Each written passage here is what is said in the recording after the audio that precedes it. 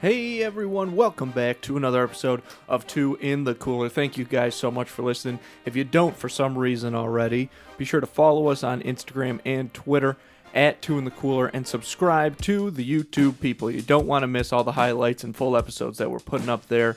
It's the best content you could possibly hope for, so please do be subscribing to that.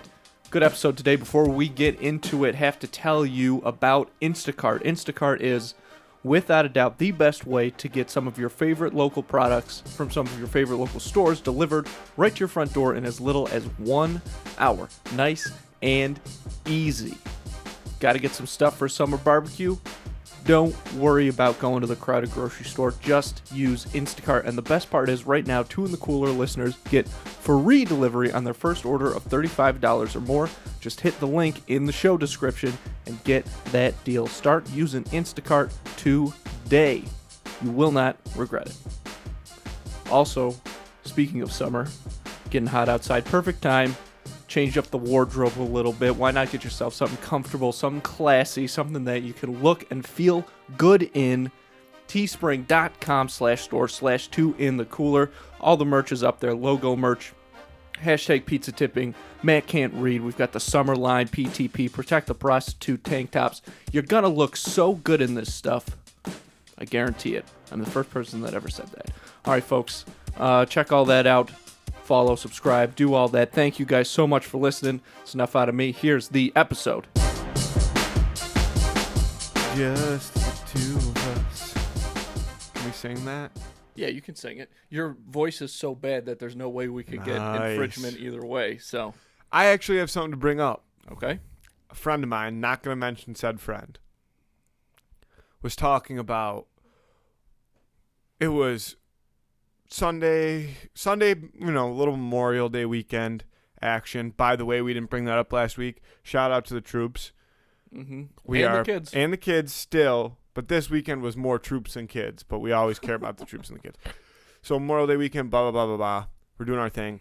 We're talking.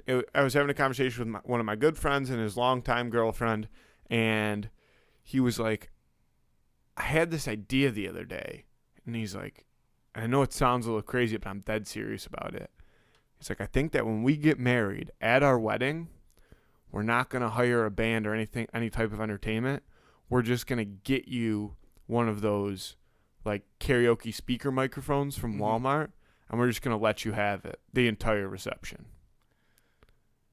You? Me. Okay. That is one of the best ideas I've ever heard in my life. Honestly. It almost makes me want to put out an ad. Like, I will come to your wedding and I will fucking turn that place up. I will get that shit going. I think that certainly it'd be very memorable. I don't think anybody would forget it, but I also think that it would really ruin the reception. No, see, the basis, I mean, he's seen me sing a lot of karaoke. I do. I love to sing. There doesn't even have to be a microphone. If you put a stage there, I'll get up and sing on it. Yeah. And a friend of mine was having she was graduating college, having a graduation party, and there was a karaoke machine, and I fucking rocked the house. Her family's the whole nine. Whole family listens to the podcast. Shout out to them. Great people. We love them. But I killed it. And there were several people on my way out of the party that told me that I was by far performance of the night. Because karaoke isn't so much about vocals as it is passion, charisma, and karaoke and charisma. And on a mic, and I'd have to do a little prep prior to a wedding because I'd have to have a lot of karaoke songs banked, right? But even then, I wouldn't need to know all of them. If I saw somebody in the crowd that clearly enjoyed this song, I'd get them featured. Right. You know what I mean? You can share the mic. It's an interactive experience. Yeah, but the mic never comes out of mic never comes out of my hand. Okay. And then I can kind of MC the whole wedding too, because it still works as a microphone if the music's not playing. Yeah. I think. So if you're having a wedding soon and you need me, I'm probably going to get pretty booked up pretty fast. Sure. But let me know. Other news about me. I got my hair cut. Yeah, I know. So I have no more mullet. Yeah, but the top feels so mullety It's that it's almost like you do still have one. No, it's I'll just tell you I what, rock the though. natural curls now, The and I natural like it. curls. I'll tell you what, I like it as well. I'm not gonna sit here and say that like it looks really good or anything, but I like it. But I like the way it It's looks. very handsome. Okay, I I mean, would if say. that's what you if that's what you want to say, that's fine. I feel good about it. I'll say I look in the mirror and I'm like, yep.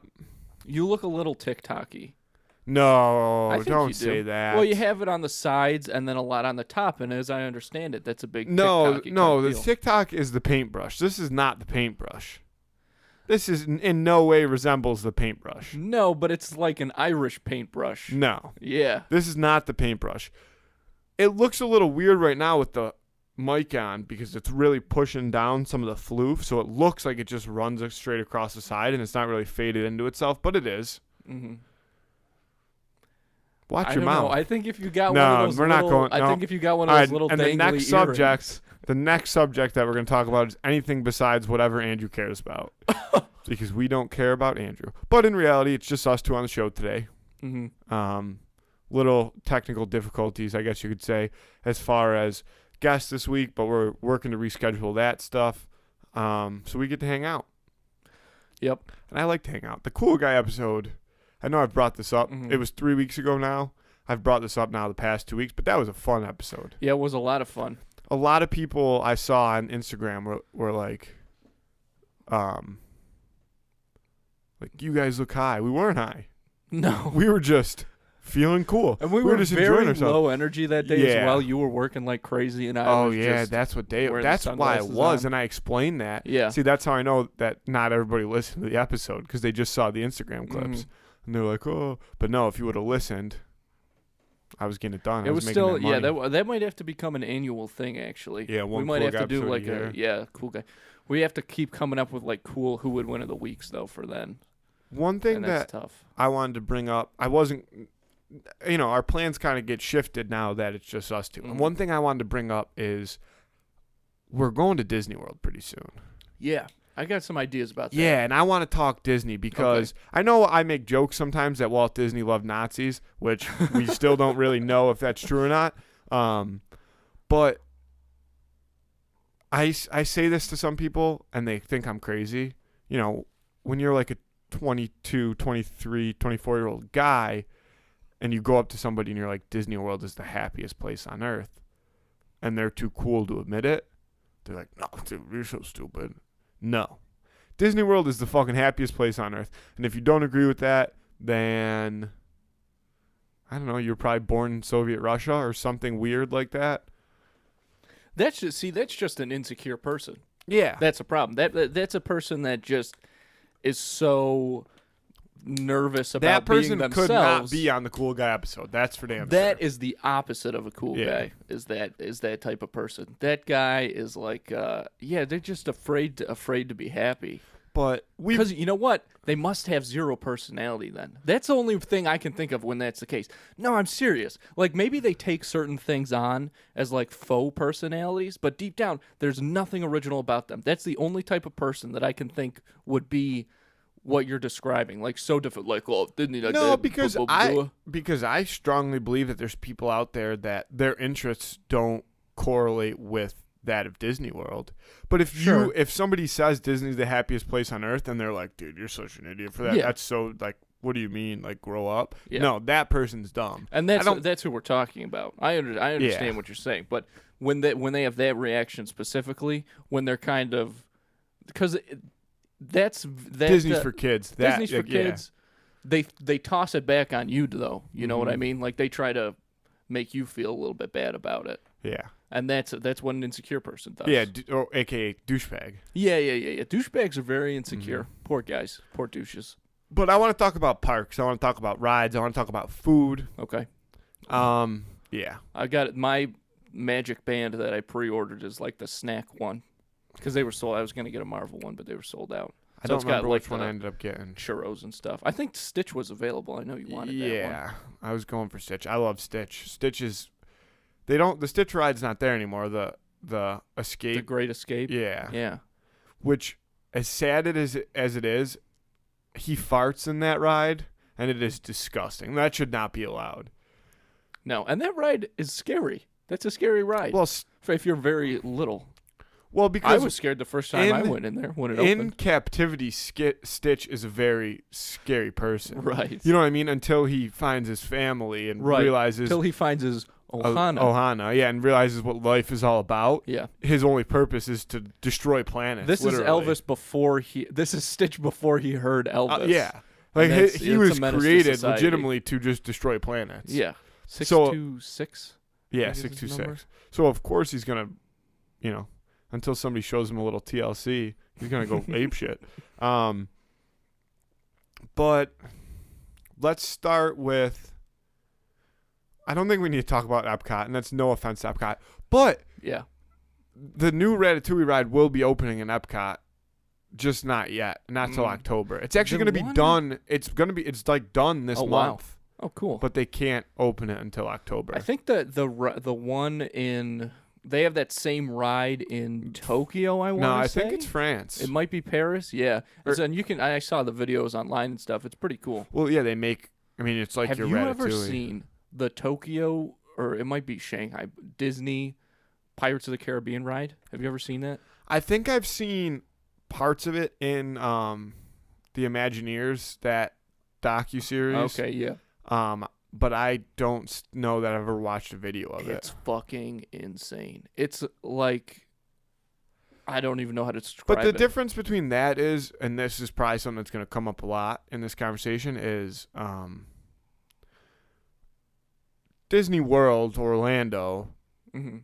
has a nostalgia to it. Absolutely. Whereas when they're creating these new Disney parks throughout the world, they can make them however the fuck they want 'em. It's the new Disney rides. It's spectacle over heart. Yes. Like the reason that the Snow White, or well, that's not that's not Operation, but the reason like the Winnie the Pooh ride is still going. Wait, they took out the Snow White ride? well, it's the mine cart. Well, they Roller had coaster so the now. regular Snow White Regular ride's Snow gone. White dark ride is gone. But That ride was a little creepy. You know how right at the beginning the gates open and the witch is there with the yeah, apple? yeah. What's there? You know what it might be? I think they might have extended the line for Peter Pan. Peter Pan ride, another example. But I've talked about the submechanophobia thing before. How I got into that is through like learning about rides and stuff, just like watching videos on theme park rides. These types of rides are referred to as dark rides, and that term has been kind of extended into like some weird stuff, but like the very old school Disney rides, that's what they're kind Because of they referred only to put as light dark on the rides. things that they want you to see. Is that kind of the basis? I think so, because you know how all those are kind of like a little bit, they're illuminated in a really weird way. Yeah. Like it's almost like black light kind of. Yeah, and there's all of only them. certain things that you can completely see. Yeah. But now that we talk about this, because I remember the phobia thing when we first had that conversation, Yeah. and I was like, how do you even get across that? But I guess a lot of these rides kind of have really intense, like, production Right. stuff. Yeah. I don't know. Yeah, like, it's almost like a constant movie is being shot there. Yeah. So I guess I could see how that interests you. But back on track a little bit. So we're going to skip Epcot, except for I've never been able to drink around the world, and I do think that This is the time to do it. Finally. it's on. It's in the cards, right? Isn't that the plan? Yep, that's the plan. I don't know if I can get as drunk as I'm going to be on Disney property and be okay about it, but I'm going to do it. Here's the thing. I know for a fact that when I start drinking at Epcot, I'm gonna be yelling at everybody about National Treasure 3. I'm on board with that. So this is my idea: is that we go to Disney and we essentially accost every like costumed person and be like, where's the script for National Treasure 3? Like, what's on, page 42 or whatever. 47. 47, yeah. Yeah, I mean, you didn't have to tell me twice. And I think that when We should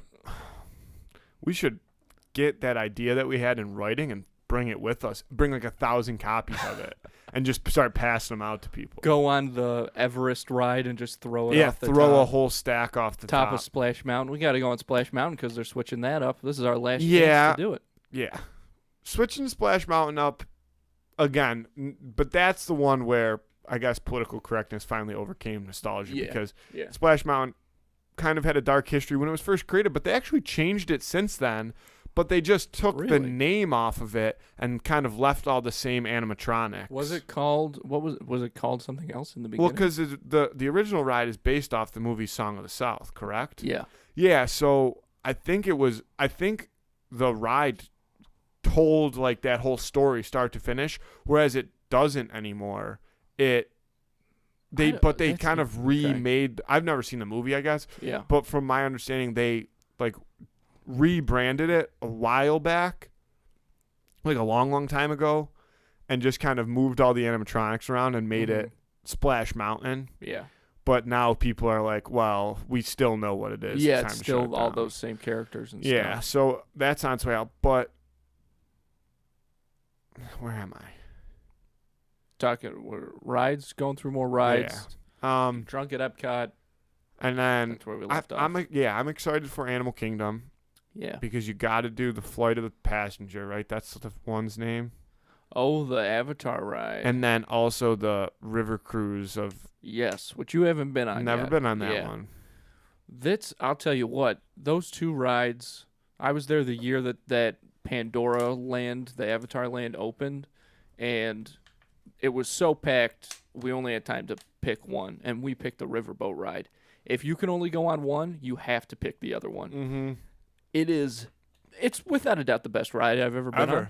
It's unbelievable, but the Riverboat ride, the animatronics on that ride, their movements are so fluid. It is I remember the seeing pinnacle of that technology. I remember seeing a video where they talked about how much those things cost, and it was Really? pretty crazy. Yeah, yeah. It's hard to explain the other one, the Flight of the Passenger. I think that's what it's called. Flight of Passion. It's something like that. Yeah. It's hard to explain it because usually when you tell somebody like this is the coolest ride ever, like you assume it's a cool ride, but you don't assume it's what this ride is. Yeah. So it's hard, and you say that to somebody, and they're like, "Well, it's probably just still cool." It's not just a cool ride. It's kind of fucked up. It is so fucked up. This is another thing that sounds kind of dumb to say, but it is an experience. But it is so intense, this ride, and it is fucked up because I literally, while we were on it, one, I feel like I was tearing up because it was so real, and two, at the end, I was like, how are they not having to drag people off of this ride? Because it is so good and so realistic that I have to imagine there are people that are like, no, I live in the Avatar world. Yeah, I don't now." want to leave. Yeah. that's what And that's my girlfriend's gonna do. She's gonna be that's like, "This is where I terrifying. need to stay forever." Well, we kind of did see somebody get dragged off there. well, that was Yeah, shout out to the Golden Child. shout out to the Golden Child. And then yeah, I mean you got Mount Everest, great ride. That's really about it in Animal Kingdom. Yeah. And then you go to Magic Kingdom. Magic Kingdom is where you got to do everything. Yep. You have to do everything. You have to eat everywhere. You have to stay at that park for until they drag you out. Mm. And when you get home, you're gonna feel like you want to die, but it will be the best of your life. The mountains. So you've got Yes. you've gotta got hit the three big mountains. Yep. Space, Thunder Mountain, and Splash Mountain, of course. And then there's the people again that are like, well, Thunder Mountain's kind of like a roller coaster for like designed for younger kids. Yeah, guess what? It doesn't matter. yeah. All right, we're bringing on our inner child here. And it's really, I mean, and also it's kind of interesting because it was not originally designed for children. It's just that roller coasters are so much crazier now that's kind of what it's become. Yeah, But and it's it's still really fun. And Yeah. the fun thing about it now though is that we're both so tall that it feels like we're We're gonna gonna slam die. our heads into it. Yeah, all the there time. should be instead of a height requirement, like if you're tall enough. But Some rides have that's that, how I think. feel on Space Mountain. Yeah, a lot of people feel that way. And Because it's dark and there's you feel like there know, are things above well, you. there are, and you know Right. they're there, but you can't see them. So I'm a big roller coaster guy. I don't like to put my hands up on Space Mountain because I really feel that it's not. I'm like a person of my size isn't meant to have their hands up Yeah. on that ride. A lot of people feel that way, but I've seen people taller than you put their hands up, and they still have both of them. I don't believe that. I don't. And then, I mean, and yeah, so we talked about the nostalgic stuff. I mean, you've got, same thing, you got Buzz Lightyear there. Yeah, I love Buzz Lightyear. That's always the best. Yeah. And then, dude, I can't even remember. I mean, you've got, teacups are a must. Teacups get violent in our family. Teacups are crazy. I know we're talking about Disney, but the Universal Studios Orlando equivalent to the Teacups is in the Marvel area. Oh, it's yeah. called the X-Men Storm Force Accelerator, and it's fucking crazy. I forgot about that. And people don't like to come on it with Andrew and I because we don't go on it for fun. No. We take, it's a job when we get on that ride. We're like, we're gonna fucking kill ourselves, and it's gonna be sick. We chug 3 monsters each, and we get on Storm Force Accelerator. I'm like, let's fucking go. It's the Teacups, but it feels like you can go faster because there are fans blasting air at you and strobe lights. A lot of strobe lights. It's so cool. The number one ride that's not recommended for pregnant women. And there's never a line. There's never a line at the Teacups either, though, I feel like. Depends on the time of day, though. Usually the Teacups aren't too bad, but the Storm Force Accelerator, it is literally just We've stayed in the seats before. They told us that because we had gone on a couple times already, and they were like, "You guys going on again?" We were like, "Yeah." Just stay in there. Yeah, fucking unbelievable. That ride is so that is sick. I mean, and then.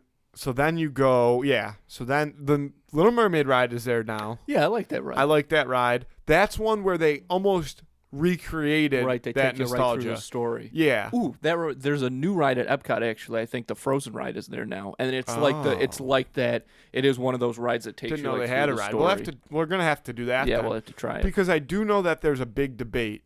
I spend a lot of time on like Disney not Disney social media accounts, but Disney fan social media accounts, and people are mad that the movie Tangled only has a bathroom area. Do you know what I mean? It's right next to where the Little Mermaid and then what's it called? The dwarves, the Beauty and the Beast area. Oh yeah, no, it's the right dwarves next to the is there. thing. Yeah, it's it's just a little bathroom. That's a great point. But they have cool shit over there too. It's very they have They got lanterns. They have horse footprints. I don't know the name of the horse in that movie, me neither. but they have a footprint, and it has it's like his horseshoe. You know what I mean? 'Cause it has his name on it. Little cool stuff. And then the Haunted Mansion, mandatory. That is an absolute classic. That's a ride that I was afraid to go on, and you probably were when you were very young, but you got over your fear of it earlier than I did. I was still very nervous about it. I definitely wouldn't be surprised if I've cried on that ride before, but then it turned in. But you know what?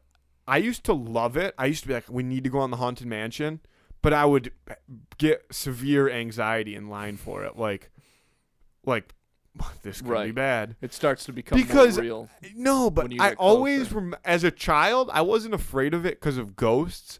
I always thought it was like more roller coastery than it is when it's really just a slow cruise. It's incredible. Because you know how there is a lot of going up and down. There's that one part when you spin backwards. You spin backwards and then you leave. Like this. Yeah. You leave the inside of the mansion via the attic to the graveyard outside, and it tilts you back. And that's another tall thing. Is the doom buggies that you sit in during that ride. The hood on them is curved so much that it hurts. Not good for your neck. Look, Haunted Mansion. Do you have any idea? Like, I don't know if you know this. Disney is kind of a big place for like people to fool around. Do you have any idea how many hand jobs per day are given on the Haunted Mansion ride? What is this statistic based off of? There's a book called The Dark Side of Disney, which we kind of, which I found because we talked about like if they were to do like a. That exists. I mean. Yeah, but it's not as cool as it should be. It's not as no, it's not like what we talked about. It's basically just what hand I'm jobs. saying now. It's basically a hand job. What rides give the most hand jobs are given out on? Yeah, Buzz Lightyear you probably do too. I don't know why you give out hand jobs on Buzz Lightyear when you're supposed to be shooting shit.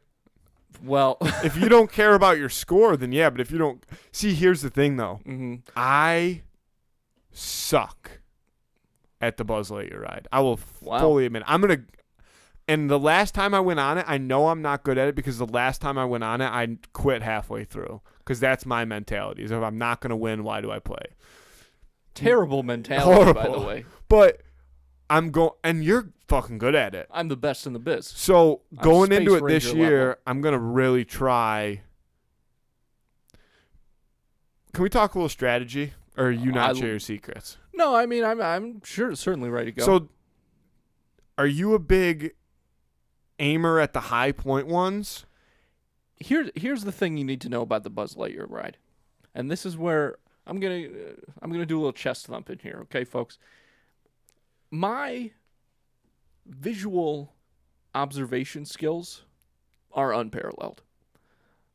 So the thing about the Buzz Lightyear ride is you don't get points for something very high up necessarily, but you get ones that are like behind things and hard to hit. No, I know which ones are more. They're not even. Well, it's hard to see them, frankly. So you have to be on the lookout. If somebody's shooting like, the alien right there, or like Zurg or whatever. 5 points, 10 points. You have to go like behind Zurg's head, and there's like a thing. Yeah, I know. And that's the big. Hit. There's a big one, and there's also a few big ones when you're in the spinning tunnel. The spinny tunnel is as soon as we get, no matter who I'm driving with. As soon as we get in the spinny tunnel, I'm on the joystick. You're on the sticks? Because I am tracking that robot. You tracking, and you just aim at Yes. him the whole time. Yep. Because I know you get a lot of points in there. My problem is, and this also goes back to, this is probably where you get it from also, or maybe they both kind of mash together as we're going to get off top, but we're going to get back to Disney. My girlfriend and I were going out to dinner the other night, couple Fridays ago, and we're like, what should we do? Like, we just wanted to do something fun with just the two of us, but we didn't want to go out and stuff like that. So we're like, well, let's go play putt-putt. But we were going to dinner pretty late. We were going to dinner at like 8 o'clock. So we're like, okay, what putt-putt places are open? Turns out that Lasertron, local establishment, has a 27-hole putt-putt course in the back of it. It's not quite as elaborate as I would have liked it to be. Outdoor? Mm-hmm. Outdoor. It's not quite as elaborate as I would have liked it to be. But it's cool, and there's a different shit. It's not like Florida level putt-putt, but it's a good track. So we do that, and we get done, and they're open till 11, and it's like, I don't know, maybe let's say it's 10 o'clock now, and they might have even been open till midnight. But either way, we're like, well, before we go home, like they have that arcade, like let's fuck around and play some arcade games. So we have our things, and I, put some money on each of ours, and we're like, let's go play some arcade games. And we had fun. Like, we were playing all sorts of games. I'm very not good at arcade games. She's really good at shit like that.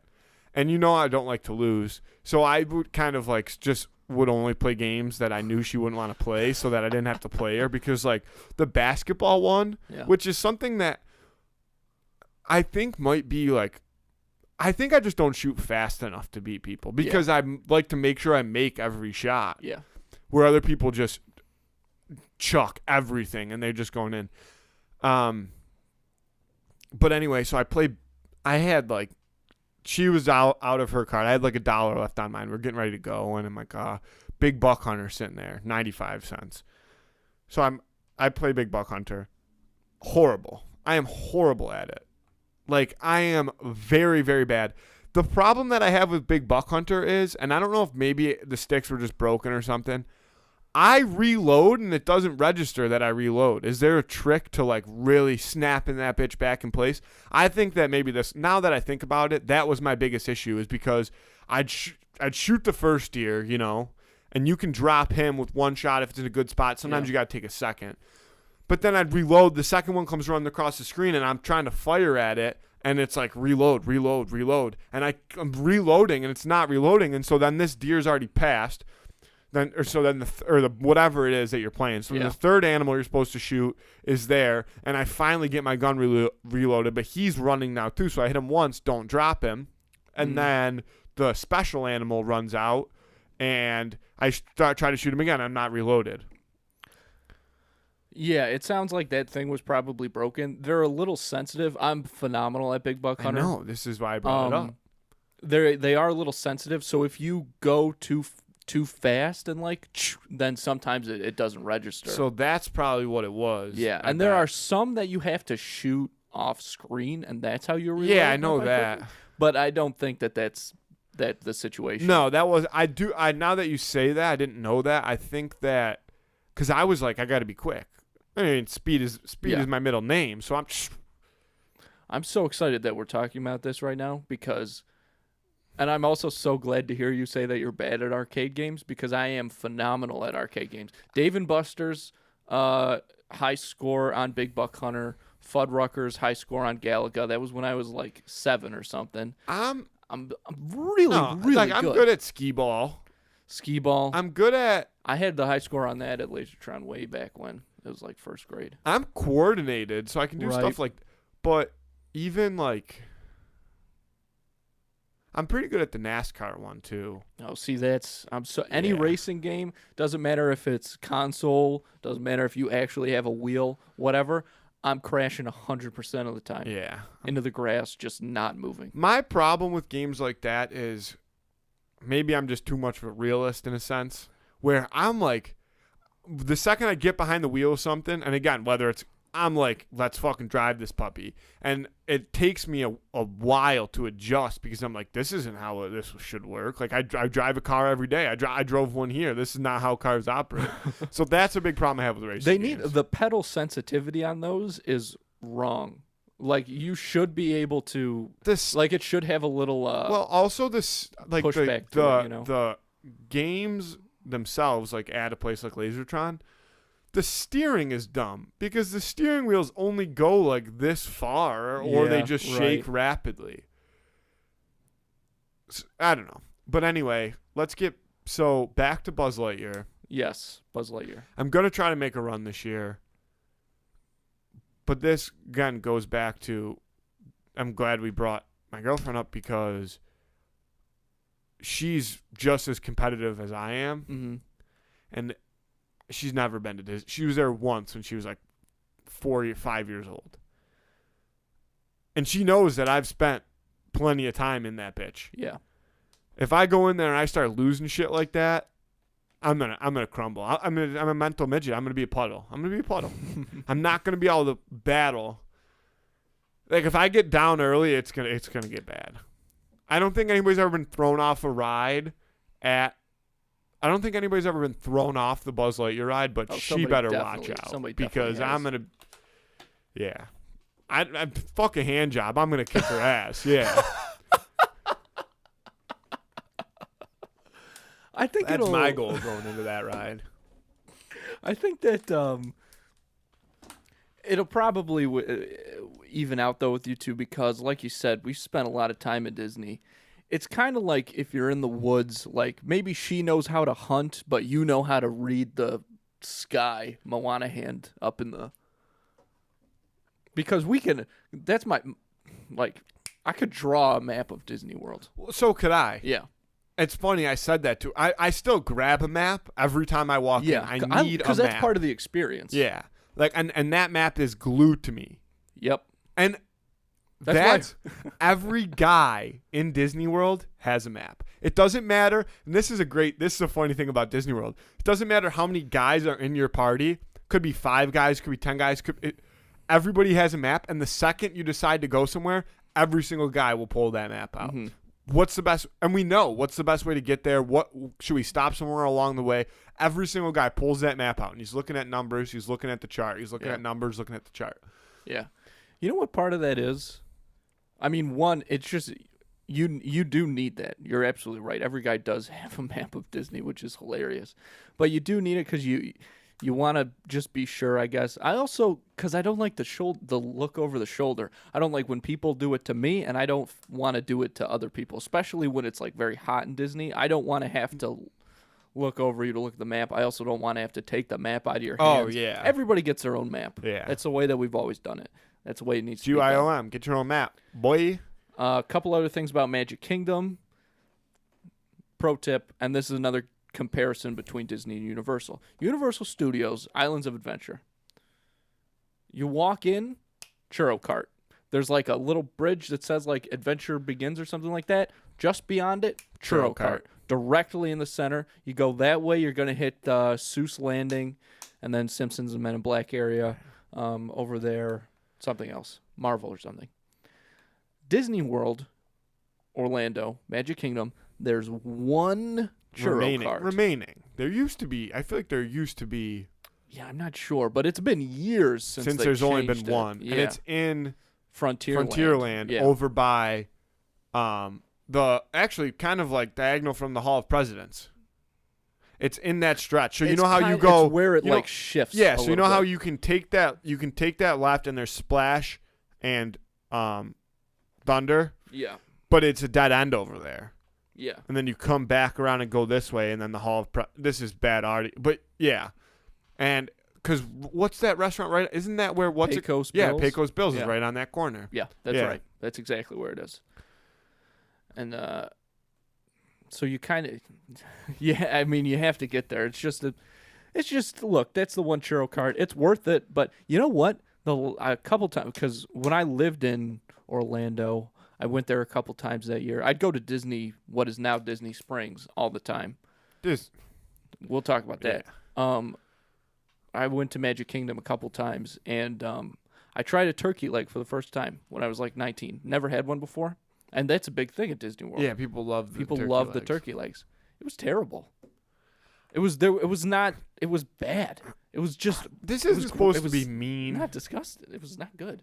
But I feel like a lot of people the people that are going to Disney and like we need the turkey legs aren't often people who are eating like super fine cuisine.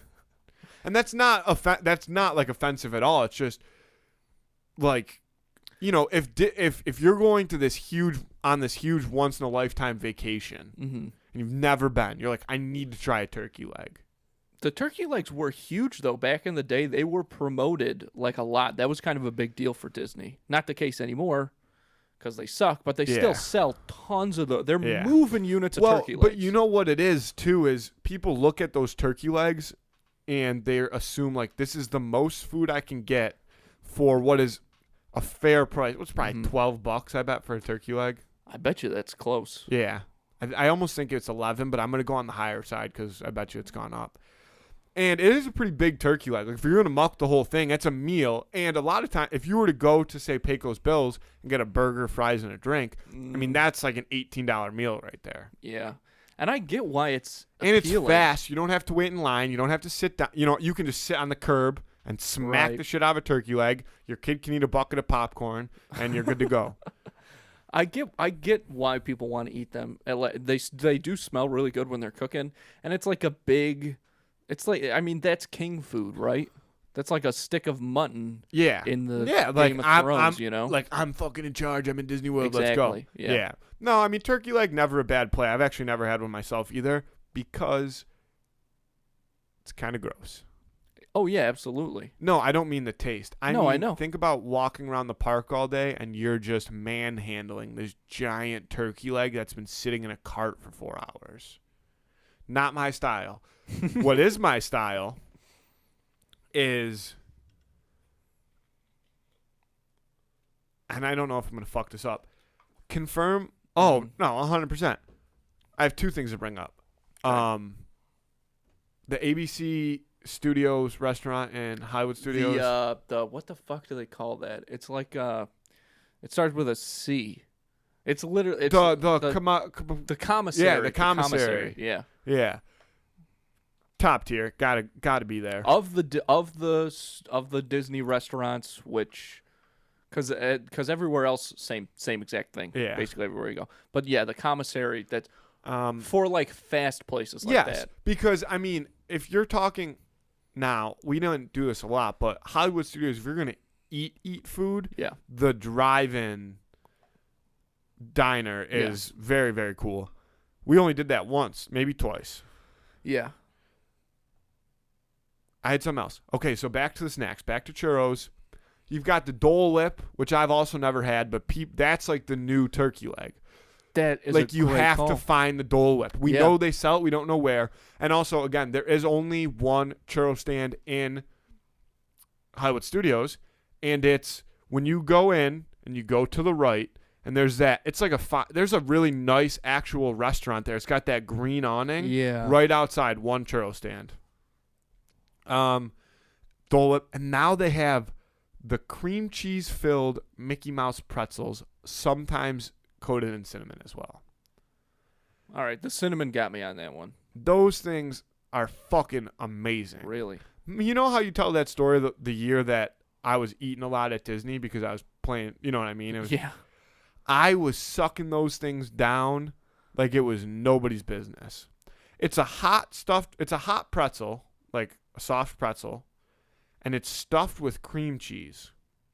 And that alone, see, it doesn't sound that good. But it's like that cream cheese kind of frosting, right? It's a sweet cream cheese. It's not frosting. It's not frosting. Right, it's but cream it's still cheese. cream cheese, but it's like dessert cream cheese that they'll have with some stuff. I bet you they just put more sugar in regular cream. It's not, Probably. it's not cream cheese frosting. That's not the correct way to describe it. So yeah, I mean, I don't know. I think we covered.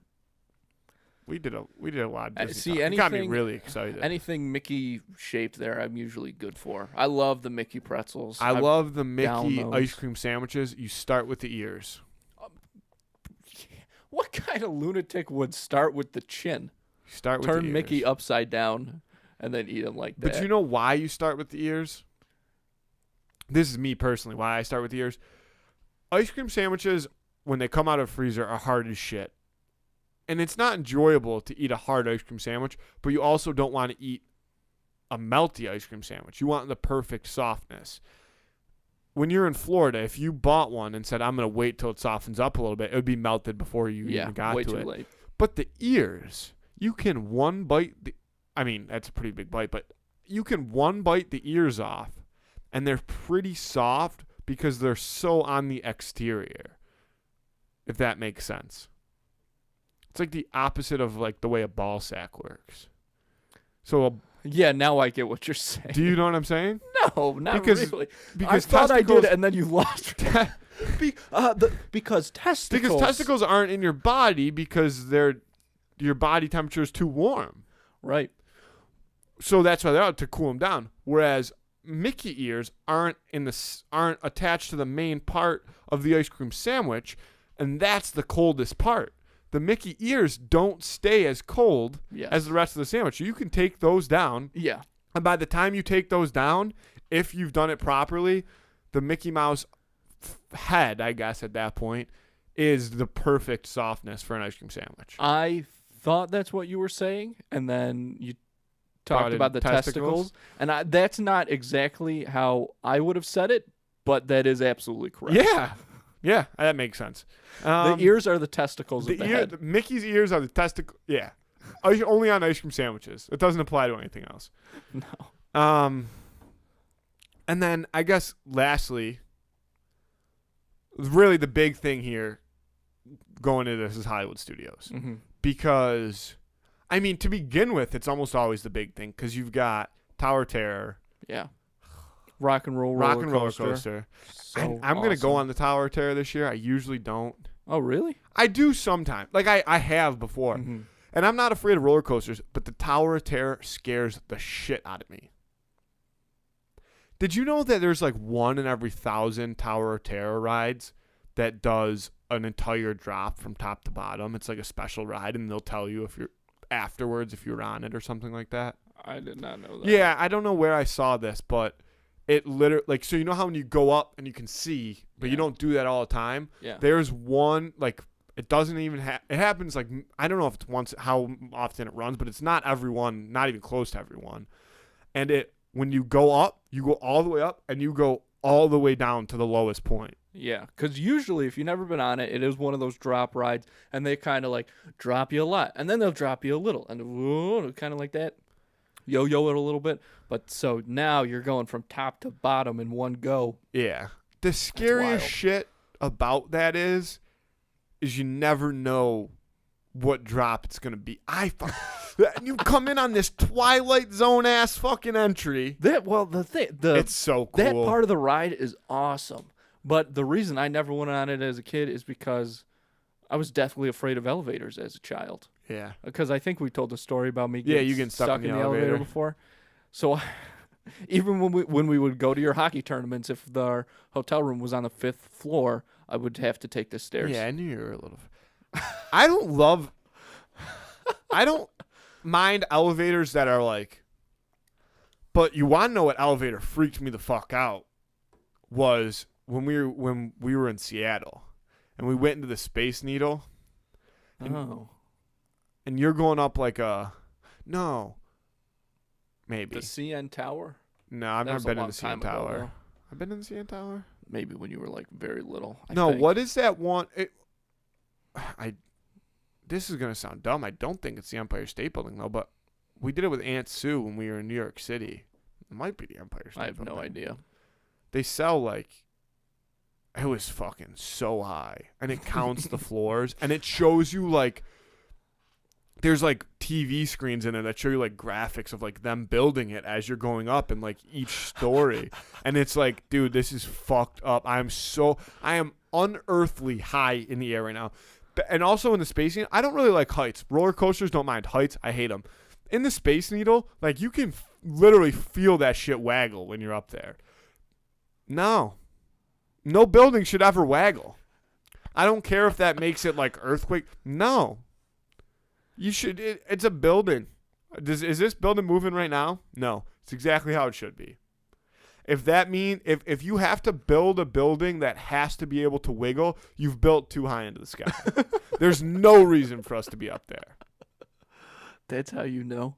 Yeah, that's an excellent point, actually. If it has to waggle, you should not be up there. No. But that Space Needle thing was pretty cool, though, when we went. Because they have one of those floors where it's like the glass part. Do they? Yeah. I couldn't have gone on it, did I? I'm afraid of heights. I'm also kind of afraid of heights, but I like doing that because it's so, like, you just have to do it. Like, it's so scary that anything that people will go out of their way to avoid. You know what? They don't have like a do it. section that like steps off of the building. They just have a legit section that people can walk over. Yeah, right? exactly. It's not like you have to wait in line to do it. Yeah.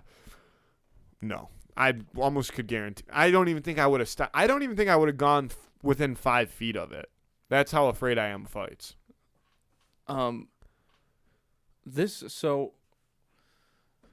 Disney World still. I'll tell you what. I was telling my girlfriend this the other day. I have always felt like there's only one person that I would ever be starstruck by, like really starstruck by if I saw, and it's Billy Crystal. And I always felt like the only way I'd ever meet Billy Crystal is like at Disney World, and I feel like he potentially could show up this time around. Don't get mad at me. Okay. Give me a refresher of who. I know the name. Yeah. I don't know who it is. Well, he's the voice of Mike Wazowski. Oh. Yeah. But what else? Anything else? City Slickers. You remember that movie Parental Guidance? Barely. With the well, he's the guy in that. He's like the grandpa in that. Billy Crystal. Analyze This I gotta with look up Robert his De Niro. face. Yeah, check him out. I mean, like, I'm a huge Billy Crystal fan, which is hilarious to me because he's like super old, but That's the guy. He looks like shit now. No he offense. looks really Billy bad Crystal, now. if you're a listener, He did not age well. He fought it off for a while. It looked like he had a very like Yeah. thing going on, and he's not looking so good. What photo are you looking at? Now I'm looking through movies that he's in. Oh, okay. He's in The Princess Bride. You could have started with Yeah, that. but you wouldn't but he's Magic Max in The Princess Bride. He's got all that makeup on. Oh, I didn't know that. So yeah, that's why I don't. Analyze this. Yeah, monsters, Cars. Oh yeah. But I've only really ever watched Cars once. There's a movie. Oh, never mind. It's only 4 minutes long. He's in Hamlet. He hosted the Academy Awards once. He hosted the Oscars like 11 times or something. He's like the biggest ever host, which is the one thing that I kind of don't like about him, because you know how they haven't had. Well, Ricky Gervais has got to be getting up That's there, right? Golden Globes, not Oscars. Oh, you know how good they call, like Matt. haven't had any Oscar hosts for like the past couple years since the Kevin Hart thing. Oh yeah, because They haven't gone back. So he's out here, Billy Crystal, that is, being like, somebody host it. Somebody get a host back. People need that. And that I disagree with, because, well, nobody watches it anymore though. So maybe they do need a fucking host.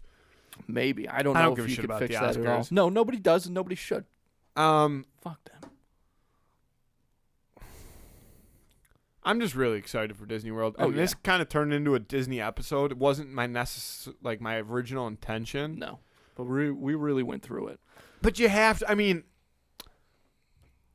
people should appreciate this episode. Yeah, of course. I personally feel that a lot of people will now have this episode as a go-to before their trip to Disney to get the skin. And just a public service announcement. Don't be giving out hand jobs on rides at Disney World. And don't take off your shoes. Remember those people that took... Should we tell the Golden Child story? Because we never told it before. Maybe we do the Who Would Win the Week first. Okay, It's and a then we'll long see. story. I mean, I'm in to tell it. I feel like it just doesn't translate as well when told. Yeah, we're No, gonna it tell certainly it. doesn't. All We're right. gonna tell it. Okay. But we're gonna We'll do the Who Would the Win the Who Week first. Yeah, little teaser. on I the like Golden this Who Would Child Win of the Week. Yeah. And we talked about it, and then we moved away from it. But I'm glad we came back to it. This week's Who Would Win of the Week is a Little Caesars $5 hot and ready. Keyword is the $5 hot and ready there. The cheese and pepperoni, the original hot and ready pizza. There's no bacon. There's no thick crust. There's no stuffed crust. There's no crazy bread on the side. There's none of that. Little Caesars $5 hot and ready pizza versus a Big Mac. Mm-hmm. And this is an interesting fight. This is actually, I didn't think about this until now, but we're probably not the first people to do this fight necessarily. The first people to do this fight were like Pepto-Bismol commercials, where they had like a greasy burger and a greasy piece of pizza sitting there like in somebody's stomach. I guess they were fighting together. Or it's at like the two time. guys in costumes. Yeah, And one like- is like a big greasy. Yeah, and one's a bottle of Pepto-Bismol. Yeah, we could write commercials. Yeah, easy. Okay, let me start with this. You know what Yeah. I just heard? What? This is the craziest thing in the world to me. This is what I heard from a pretty reliable source, but I can't confirm it myself. The Little Caesars cheese, it's like these blocks of something that resembles cheese, but Cheese. is not. And it's big circular. It's the diameter of their pizzas, and they just cut like slices of it and then put that on the pizza. And that's the Little Caesars cheese. Is like a plastic lid basically that they just tap onto the pizza. Can I tell you something? Yeah. I don't care. I don't really either. Little Caesars has good fucking pizza. I mean, not good fucking pizza, but if you need it's no worse than a DiGiorno. In fact, it might. I would say, Spin Zone. Like I said, When you're eating it, when you get it, cold Little Caesars pizza can get a little nasty. I'll tell you what. I think for the price and The convenience. the convenience, and if you are really high, then they've got a phenomenal pizza. Absolutely. But No, I don't know that I eat Little Caesars. I don't know. We used to eat. I've never had Little Caesars sober now that I We think used to about it. eat Little Caesars pizzas all the time because you could go in there and get 2 pizzas for $10, and that'll feed 4 like hungry guys. Yeah. And when we were in high school, like we didn't have money. Yeah. We'd be hanging out and we'd be like, "Fuck, we're starving." And somebody's mom would be like, "I'll cook you some chicken and broccoli," and we'd be like, "Nah, let's go to Little Caesars and get 2 pizzas for $10." I think that And they have the dippy garlic too. butter that garlic. stuff that stuff grosses That me shit out. is. Yeah, it's horrible for you. But back on track. Here's the thing about Big Macs that I will have to really force myself to consider is that I don't like pickles, so I get my Big Mac without pickles. But in a fight scenario, the pickles play a very big role in it. Yeah, they come in handy. So I'm gonna have to keep that in mind when I eventually make my final decision. I would say that they're almost of similar ratio. I would say meat ratio, patty to pepperoni on a Little Caesar pizza is closer than it should be. Because, McDonald's... I think that's right. They're very thin. And then... That's probably spot on. And then bread ratio... I mean, there's definitely more crust, but 3 buns on the Big Mac. So there's pretty equal bread. Sauce to sauce. I mean, there's probably almost as much Big Mac sauce on a Big Mac as there is pizza sauce on a Little Caesar pizza. Because 1, they're not saucy, and 2, Big Macs ooze Big Mac sauce. And then the cheese to lettuce comparison, now that we know about that cheese, that makes a difference. But they're kind of 2 different things that are kind of the same beast at the same time. They're very similar. Like, if you're going to break them down from a physical standpoint and say these 2 things have to fight each other. But again, I already forgot the fucking pickles. But, what's there, 2 pickles? You also have not mentioned the secret sauce. No, I did. Oh, you did? So there's almost, I said there's not that much sauce on a Little Caesar pizza. So the sauce ratio on the Little Caesar pizza is probably almost equivalent to the sauce on a Big Mac because the Big Mac is loaded with sauce. Right. I think that's still probably not that close, but I know, but I mean, we're saying, relatively speaking. Right. If a Big Mac was the size of a Little Caesar's pizza, it would be not even close. Yeah, I understand. So for the, because again, it's not about the size of the dog in the fight. It's about the size of the fight in the dog. And the Big Mac is going to bring that fight. Here's the thing about this fight. Both of these foods do not have the stamina. They're both going to probably have to come out swinging, and if nobody connects early, they might just call it. I think you're right. Here's going into that. I think that both of them will get winded super quickly. Here's the thing. To me, a Little Caesar's pizza is not built to last. The longer a Little Caesar, it's almost like a Meeseeks from Rick and Morty, right? The longer a Little Caesar's pizza is around, the worse it's gonna be. Yeah, it kind of falls apart. Big Mac, however, we've seen the videos of McDonald's like 5 years later or whatever, and like it's disgusting that it does still in fact look like a cheeseburger. But in just the 2 of them going at it, yes, I think they're both going to be winded pretty quickly. Another thing, the Little Caesars $5 hot and ready pizza. To me, that particular food item is kind of there's this sense I get that there's an emphasis on this pizza. All these, like, you can really mass produce them, and I'll whatever, but you can really mass produce them. There seems to be an emphasis on, like, each pizza is the same because there's an emphasis on getting, like, a lot of them, a lot of pizza for not a lot of money. Little Caesar's pizza to me seems to be about, like I said, mass production and kind of assimilation, right? Like, basically, if you're making Little Caesar's $5 hot and ready pizza, you want the same pizza every single time. And that's what comes across. The Big Mac, all that stuff might be true for it, but that's not the way that it's marketed. That's not the feeling you get from a Big Mac. The feeling you get from a Big Mac is that it's special, which is crazy because it's been around for so long. It's a staple of the fast food community. And it's meant to be idealized and savored and stuff. The hot and ready pizza is sustenance. It's like, here you go, wolf it, boom. The problem is, but it's a good point, is that the way that you just described the Little Caesar's pizza is literally how McDonald's was invented. Yes, that's true. But so that's the premise behind the Big Mac. But I'll say this, is that I don't know if I necessarily agree with you that one has a higher standing than the other. But I do agree that they have a different feel, and the Big Mac that might give the more Big status. Mac. I don't think they. I'm not talking popularity. I don't think they have a different status.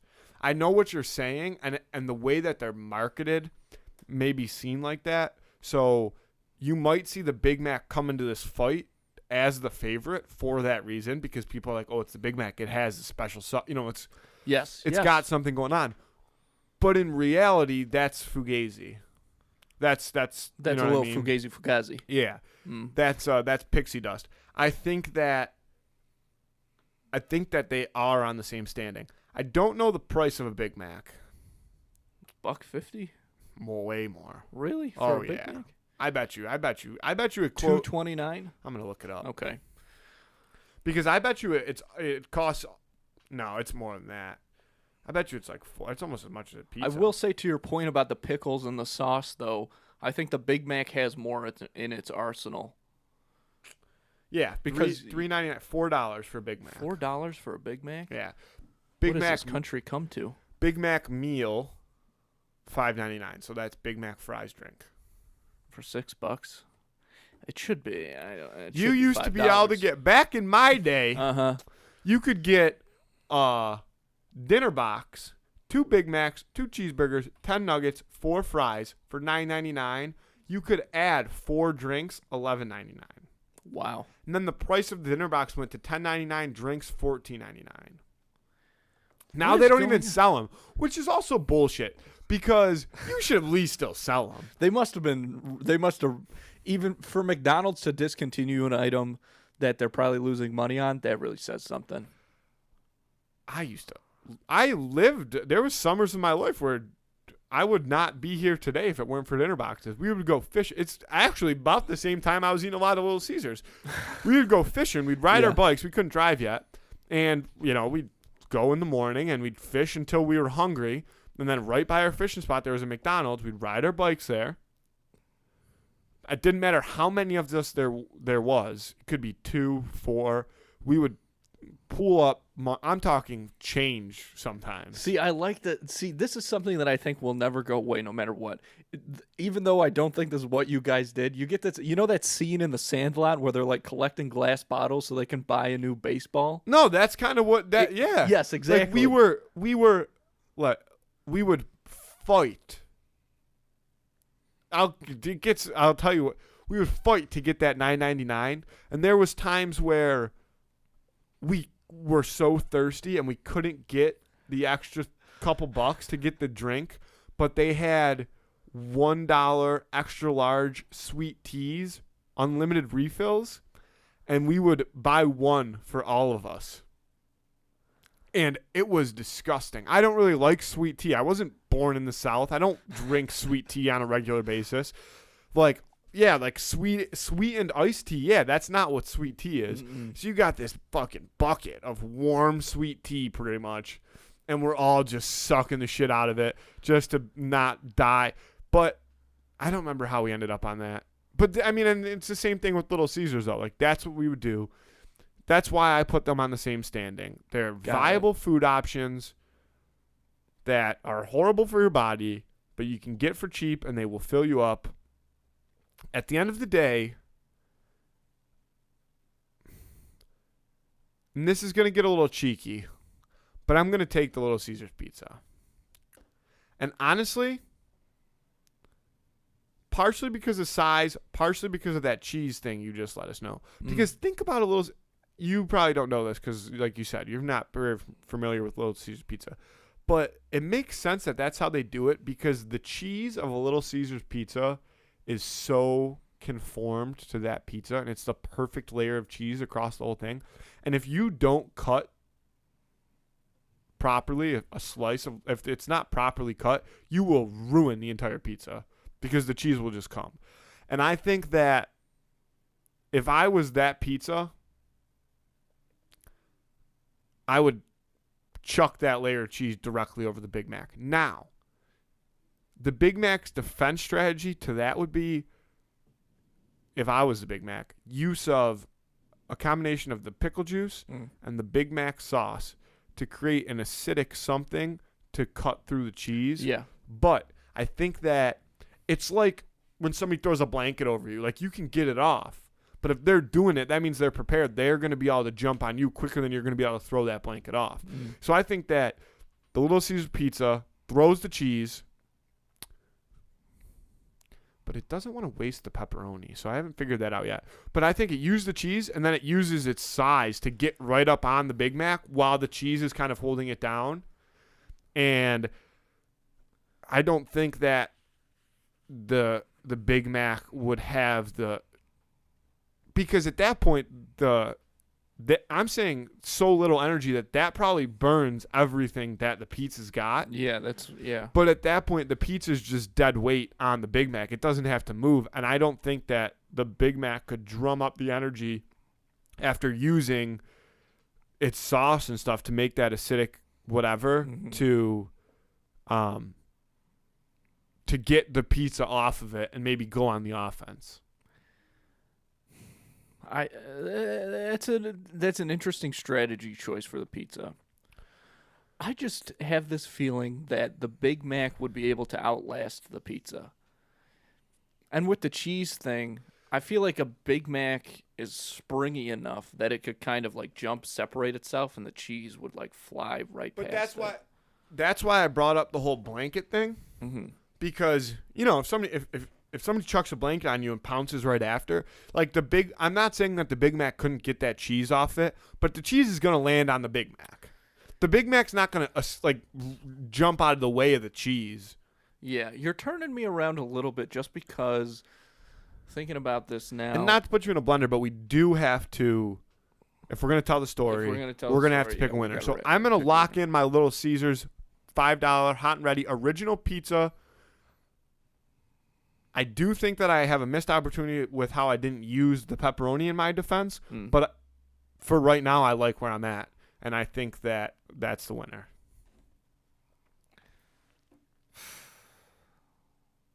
It's so tough. I just have this. See, okay.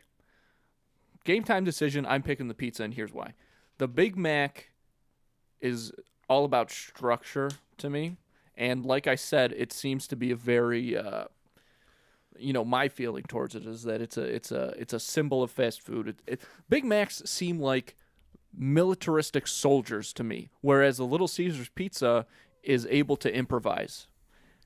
That's something that I talk about a lot when we do these fights, a lot of times that's a winning factor. And here, I think that would somehow be the case. The Big Mac, I think, has got a lot of power and not necessarily a lot of stamina, but it's a solid item. And I will say, so we're locking in the Big Mac, locking in the pizza. We're locking in the Little Caesars pizza. That'll be out on Instagram on Friday. Vote on that. Check out the Clubhouse, Andrew Canada, 4 p.m. on Fridays. We'll be there too. We'll be discussing it. What I will say, though, is I do think the Big Mac's going to come in as the favorite. I wouldn't be surprised if more people pick it. And the reason I say that is our current demographic is fairly local, and we are in a spot where pizza is king. Like, people around here, I don't really even understand how there's Little Caesars in business around here. Yeah. Besides the fact that it's so cheap, because there's just so much good pizza. Yeah. So I won't be surprised if the Big Mac wins, but the people that vote for the Big Mac are dumb. So vote for the pizza. Well, I agree, but in this case, when these are the only two options, I guess if people do have just a vendetta against the Little Caesars, I can't blame them for that the reasons that you said, but we'll see what happens. So, the Golden Child story. Yes. We got to do this together. You're just, you know how I get, so you got to interrupt me if I'm, you know what I'm saying. Can I start? Well, yeah, make sure we get backstory, though. Like, where we are, why we're in that. Okay. So, this is at the Flight of Passage ride in Animal Kingdom. We have heard that we're there with our parents and my girlfriend, 5 of us. We have heard that this is the best ride around. And even though the wait is like 2.5, 3 hours, we still get in line because we've heard that it is worth it. So these amusement park rides, the lines, they theme them right to kind of where you're going. So this one, it starts kind of outside in these caves, and then it goes in, and then you're in all these various They're very sections. intricate to keep you not as bored when you're standing there for 3 hours. Yeah. And they curve a lot, so It minimizes space that you need to fit such a big line, stuff like yeah, that. and you can't really tell exactly if you're close to the ride or not at a certain point. So we are in this line trying to entertain ourselves, and there's a family a little bit in front of us. These tourists from China, I believe. Yeah. I would guess China. Yeah. I don't know what language they were speaking because they were somewhat speaking in not English. Yeah, can't tell if it was Mandarin or if it was Yeah. something else. But yeah. But So they were Asian. So the first thing that happens is they have two little kids with them.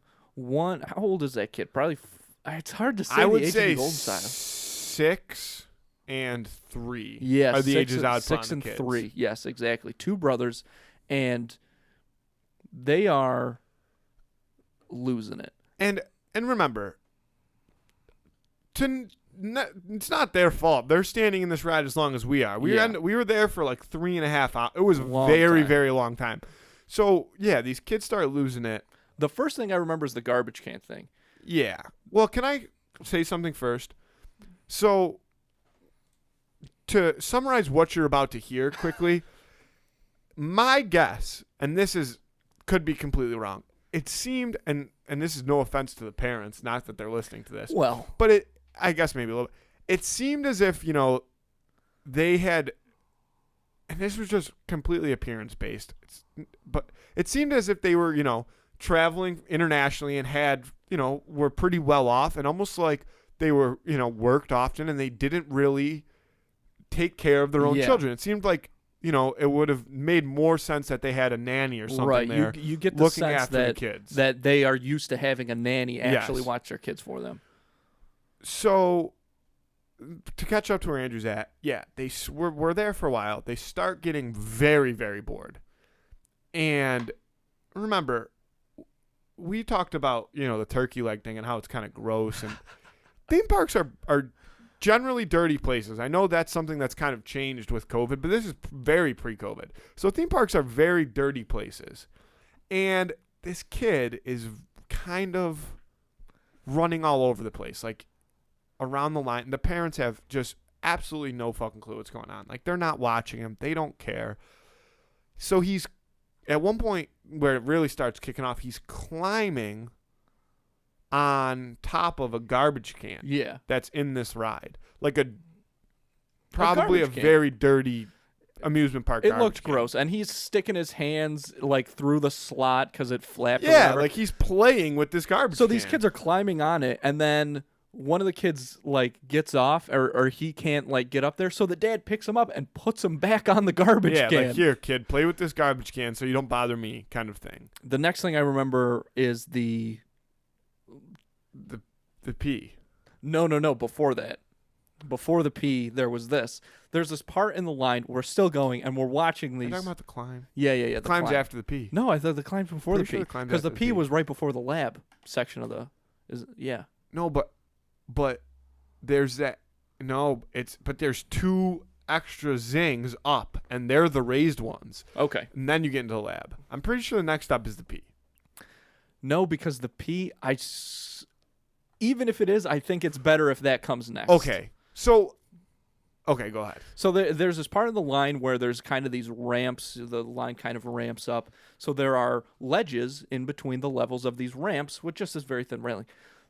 The 3-year-old gets onto the ledge, and there's no space for him, but he is moving like this. Yeah, like he's back against the ledge, or he's like flat with the ledge, climbing, and it's not high, but it's probably 5 feet. Yeah, and he's a 3-year-old, Yeah, so if he shouldn't- falls, it could do some serious damage. He's not very coordinated to do the stunt that he is attempting to pull off. And people are just like, everybody else now at this point in the line is like, this kid's trying to keep himself entertained. He's entertaining everybody else. Yeah. Every family in this line is watching him, and also slightly judging the parents because they're like, why is nobody taking care of because the these child? parents, it is almost like a movie scene where they are just literally looking up at the ceiling and like looking around at all the rocks and stuff, and everyone else is preparing to catch their child bracing. if this kid, God forbid, falls and hits his head. So this is going on. Eventually, the dad notices it and like grabs the kid off the railing and kind of pulls him back into place. So we continue to go. At this point, I would say we've probably been in the line for 2 hours. Like, it's been a long time. Yes. And you see that. Well, no, that was a different family. The family with That the was shoe- that was a different family. So Yeah. yeah. So we're about to enter, as Andrew said it, and it's what I would call it too. There's kind of, if you've ever seen the movie Avatar, you know there's like a lot of scientist shit going on. So it goes from kind of the outside world into like a lab area. Like it's like you're on Pandora, and now all of a sudden you're in a lab. And there's a lot of commotion going on, and we can't really tell what's going on at first.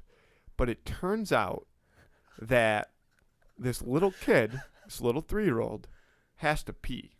And when you're in these rides, kind of a flawed system, but what are you going to do? You can't have people going in and out to go to the bathroom because the lines move.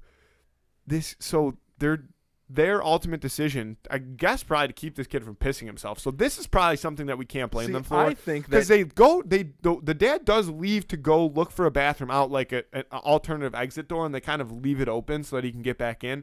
No bathroom in sight. So they go into their travel bag, like their backpack that they were carrying their supplies around Disney in, and they pull out a plastic bag, a sandwich bag. a Ziploc bag. Yeah. Yeah, a sandwich See, bag. it was my understanding that the kid just started pissing in the corner, and then the mom quickly pulled out a Ziploc bag, and now this grown woman is on one knee in front of her 3-year-old son, attempting to catch his urine in a Ziploc bag so that he doesn't piss all over the Avatar line. And let me tell you something, she was doing a bad job. That could be. So that makes it even. But I thought that the kids, and this is years ago. Maybe I just don't remember. No, I'm telling but- you, this kid just started letting it flow. So I mean, again, it's tough to blame this on the little kid. Yeah, but you know what? This is the one thing that woman did right, was she did. God bless her, try to catch the piss. she tried to catch the piss. So then the piss happens, and we're going through the line, and this is where it really starts to get great. There is. Well, first we see the kid. Never mind, you tell this part. As a ghost, right? That's what I saw. We're not there yet. Yeah. I'm gonna give it a little backstory. So, you know how large people at like amusement parks, and it's hot, they get really sweaty, and that's nobody's fault. And sometimes they'll rock like a neck towel, just like a towel around their neck to kind of catch their big old neck sweat. I'm trying to make it a little gross, but not too gross, because that's it's like a large person with a towel around their neck to catch their nasty ass sweat. Yeah. So somebody had a neck towel on, a sweat towel, and the ride, once you're in a ride like that, it's usually air conditioning. So this person took the neck towel off, left it on one of the rails, and moved throughout the ride freely, completely forgot about it. This little kid, the golden child, as we refer to him as, finds the neck towel and begins playing with it, and as Andrew said, is pretending he's a ghost. So I turn around and I see this kid who I already am in love with all of a sudden he's got this big white towel draped over his face and his entire body, and he is walking around like his face, just going like that, and I'm losing nasty- it. And then Matthew goes, "That's not his towel." No, that's a sweat towel. That's a like I sweat watched towel. him grab a nasty sweat towel, and this little 3-year-old is just draping it over his mouth like he's having the time of his life.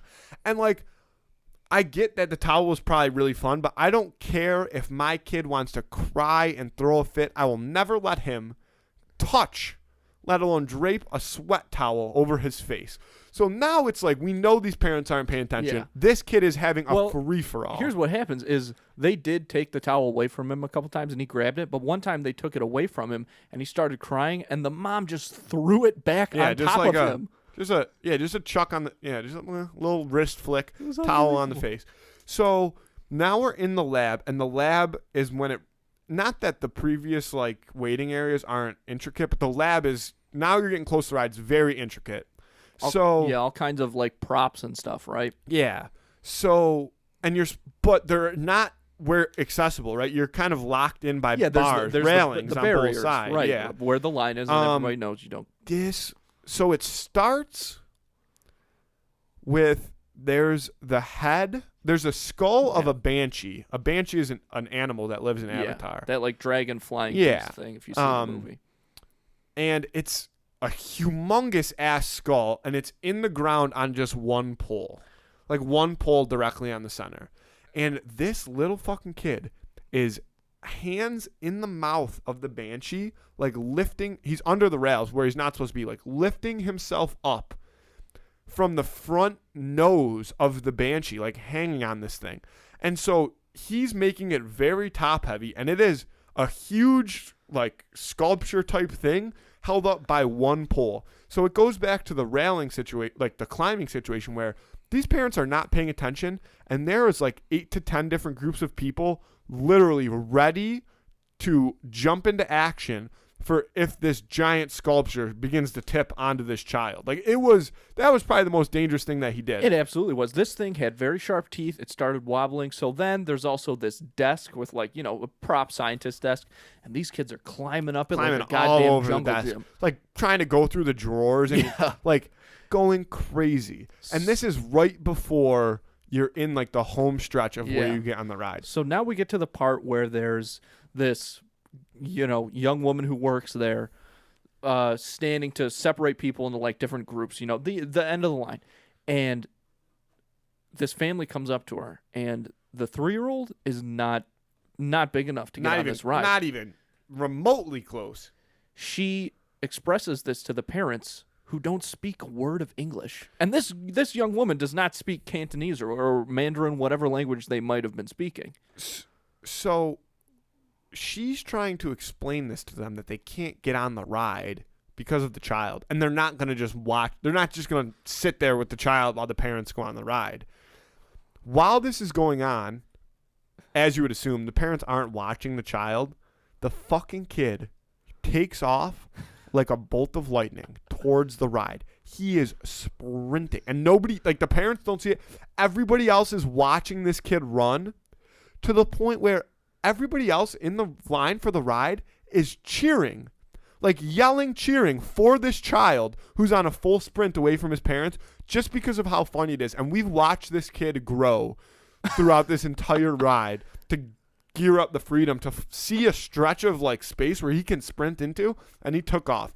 So we get sent like to get onto the ride, and it's down this long straight hallway, but we can see behind us that the poor young girl is still they got the kid finally. Now the there's poor a young couple, girl is still trying to explain to the parents what's going on. And at this point, the parents, after the last incident, still aren't paying attention to the child, but must have stuck the older brother in charge of the child. So the 3-year-old is laying on the ground, again, dirty ground, laying on his back. The older child, he was wearing a fedora. We should have mentioned that. He was wearing a fedora.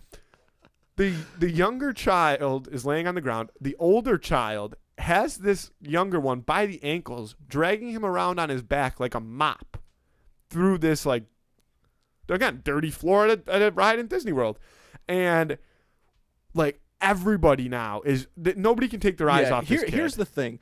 Once everyone, and there's 100 people, probably a little less than that, realizes that the parents do not give a shit about this kid, we're all fully game, and we are like egging this kid on. Yeah, we want the kid to do whatever laps. he can. So, it was like a Little Rascals movie. So the kid is running around, and he gets right up to the line, and everybody's cheering him on.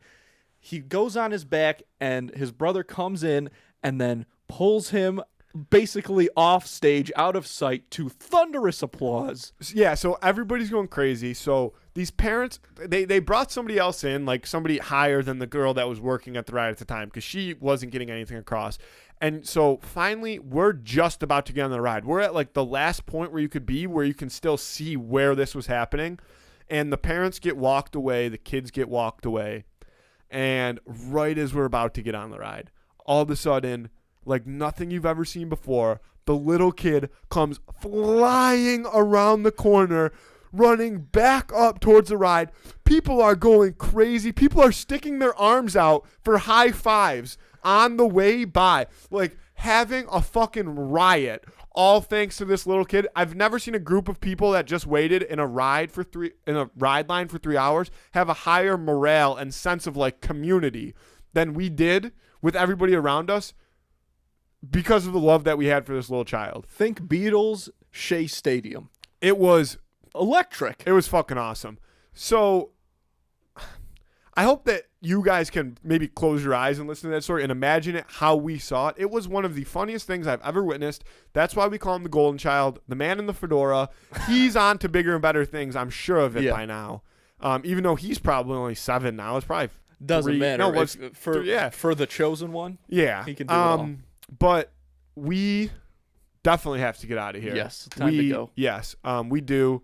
It was just us two today, but I enjoyed it. Yeah. Talked a shit ton of Disney. It's pretty much all we talked about. Yeah. But it was worth it because anybody who's ever known or appreciated or has always wanted to go to Disney World, listen to us. We are the masters. Andy, I love you. Teespring.com. Let's get out of here. Thanks for listening, folks.